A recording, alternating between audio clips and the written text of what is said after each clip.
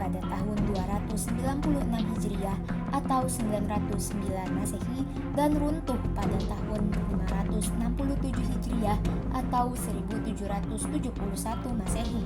Dinasti ini bermula sebuah gerakan keagamaan yang berkedudukan di Afrika Utara kemudian pindah ke Mesir. Dinasti ini mengklaim dirinya sebagai kekuasaan garis lurus pasangan Ali bin Abi Thalib dan Fatimah Az-Zahra. Dinasti Fatimiyah beraliran Syiah yang didirikan Said ibnu Husain As-Salamiyah yang bergelar Ubaidillah Al-Mahdi. Pada tahun 969 Masehi, dinasti Fatimiyah berhasil menaklukkan wilayah besar dan strategis yaitu Mesir dengan menaklukkan dinasti Iksibiyah yang berkuasa pada saat itu. Kemudian Kairo ditetapkan sebagai ibu kota kekhalifahan. Pekerjaan Fatimiyah yang pertama adalah mengambil kepercayaan umat Islam bahwa mereka adalah keturunan Fatimah, putri Rasul dan istri dari Ali bin Abi Thalib. Tugas yang selanjutnya diperankan oleh Mu'iz yang mempunyai seorang jenderal bernama Jauhar Sisli yang dikirim untuk menguasai Mesir sebagai pusat dunia Islam zaman itu. Berkat perjuangan Jenderal Jauhar, Mesir dapat direbut dalam masa yang pendek. Tugas utamanya adalah yang pertama, mendirikan ibu kota yaitu Kairo. Kemudian membina suatu universitas Islam yaitu Al-Azhar dan menyebarluaskan ideologi Fatimiyah yaitu Syiah ke Palestina, Syria, dan Hijaz. Setelah itu baru Khalifah Mu'iz datang ke Mesir pada tahun 362 Hijriah atau 973 Masehi.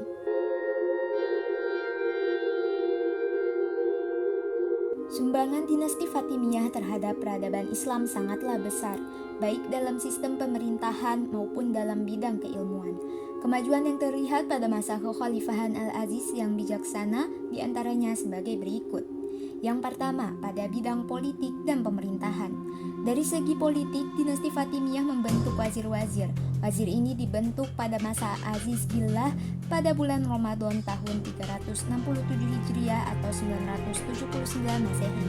Di samping itu, Daulat Fatimiyah juga membentuk dewan-dewan dalam pemerintahannya, diantaranya Dewan Majlis, Dewan Nazar, Dewan Tahrik, Dewan Barid, Dewan Tartib, Dewan Khoroj, dan lain-lainnya.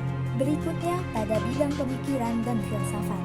Dalam menyebarkan tentang kesyiahan, dinasti Fatimiyah banyak menggunakan filsafat Yunani yang mereka kembangkan dari pendapat-pendapat Plato, Aristoteles, dan ahli-ahli filsafat lainnya. Kelompok ahli filsafat yang paling terkenal pada dinasti Fatimiyah adalah Ikhwanus Safa. Dalam filsafatnya, kelompok ini lebih cenderung membela kelompok Syiah Islamiyah, dan kelompok inilah yang menyempurnakan pemikiran-pemikiran yang telah dikembangkan oleh golongan Mu'tazilah. Beberapa tokoh filsuf yang muncul pada masa dinasti Fatimiyah ini adalah Abu Hatim Ar-Razi, Abu Abdullah An-Nasafi, Abu Ya'qub As-Sajazi, Abu Hanifah An-Nu'man Al-Maghribi, Ja'far ibnu Mansur Al-Yamani, dan Hamiduddin Al-Kirmani. Kemudian pada bidang pendidikan dan iptek.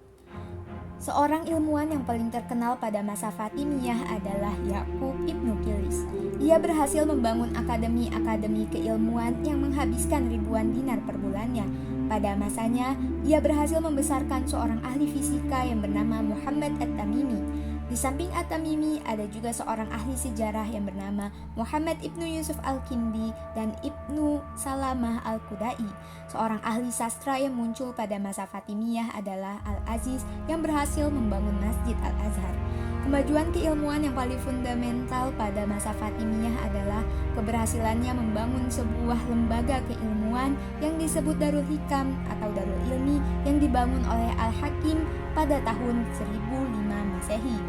Ilmu astronomi banyak dikembangkan oleh seorang astronomi yaitu Ali ibnu Yusuf, kemudian Ali Al-Hasan dan Ibnu Haytham. Dalam masa ini kurang lebih 100 karyanya tentang matematika, astronomi, filsafat, dan kedokteran telah dihasilkan. Pada masa pemerintahan Al-Hakim didirikan Bait Al-Hikmah, terinspirasi dari lembaga yang sama yang didirikan oleh Al-Ma'mun di Baghdad.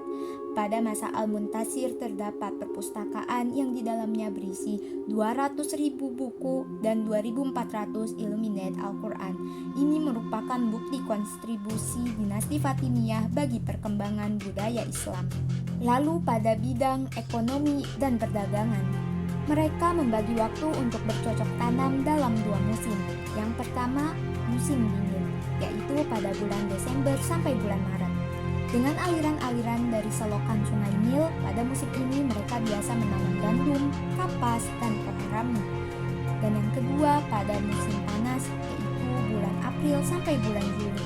Karena air Sungai Nil mulai surut, maka mereka mengairi sawah ladang dengan mengangkat air dengan alat.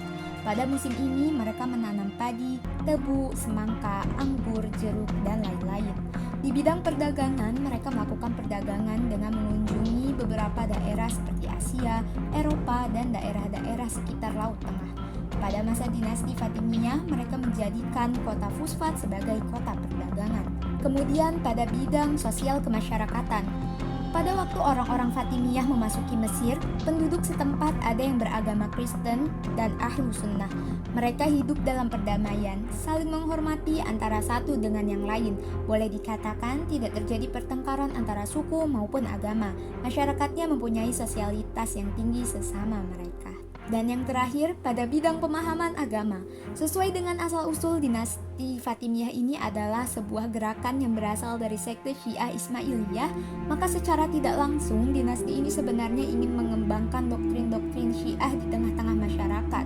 Namun dengan berbagai pertimbangan, mereka tidak perlu memaksa pemahaman ini harus diikuti oleh para penduduk. Mereka bebas beragama sesuai dengan apa yang mereka yakini.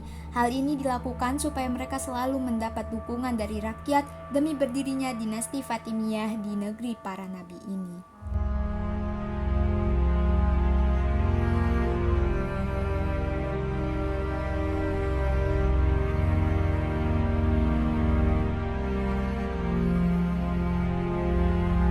Kemunduran dinasti Fatimiyah dimulai ketika Khalifah Al-Zahir wafat dan digantikan oleh anaknya yang masih berusia 11 tahun, Ma'ad Al-Muntasir.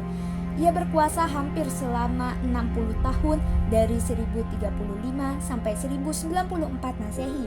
Pada masa pemerintahannya, wilayah Fatimiyah yang luas menyusut sedikit demi sedikit hingga lebih kecil dari wilayah Mesir sekarang. Pada masa itu, kekacauan terjadi di mana-mana. Kericuhan dan pertikaian terjadi di antara orang Turki, Barbar, dan Sudan. Kekuasaan negara lumpuh. Kelaparan yang terjadi selama 7 tahun pun melumpuhkan perekonomian negara. Kemudian masa-masa setelahnya terus digantikan oleh khalifah-khalifah belia yang bahkan belum menginjak usia akhir baliknya. Pembunuhan dan perebutan tahta pun mulai terjadi. Perekonomian kacau, pajak naik untuk mencukupi kebutuhan kerajaan, dan ketidakstabilan terjadi dalam banyak hal. Keadaan semakin parah dan rumit dengan datangnya pasukan salib dan serangan balasan dari Al-Malik, Raja Yerusalem. Keadaan menyedihkan itu diakhiri oleh Salahuddin Al-Ayyubi pada 1171 Masehi. Ia meruntuhkan dinasti Fatimiyah dan menurunkan khalifahnya yang terakhir dari tahtanya.